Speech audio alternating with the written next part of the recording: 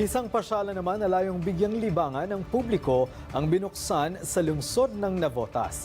Ito ang Green Zone Park mula sa inilunsad na Green Green Green program ng administrasyon ni Pangulong Ferdinand R. Marcos Jr. Si Eliza Insigne, una sa balita. Eliza? Greg, opisyal na nga binuksan ang Phase 4 ng Navotas Green Zone Park ngayong umaga.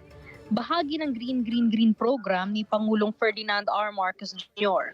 Sa pangunguna ni Navotas Mayor John Ray Tiangco at MMDA Chairperson Romando Artes, idinaos ang ribbon cutting ceremony at blessing ng parke bilang indikasyon na bukas na ang pasyalan sa publiko.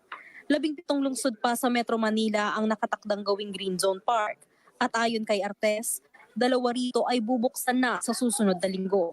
Ayon sa lokal na pamahalaan ng Navotas, mahalaga para sa lungsod na magkaroon ng ganitong klaseng pasyalan para mas dumami pa ang libangan ng mga tao. Nagpapasalamat naman ang alkalde ng lungsod kay Pangulong Ferdinand R. Marcos Jr. sa pagbubukas ng ganitong klaseng tama. Nauna sa balitang totoo at laging bago, Eliza Insigne ng IBC News para sa Alauna sa Balita ng Congress TV.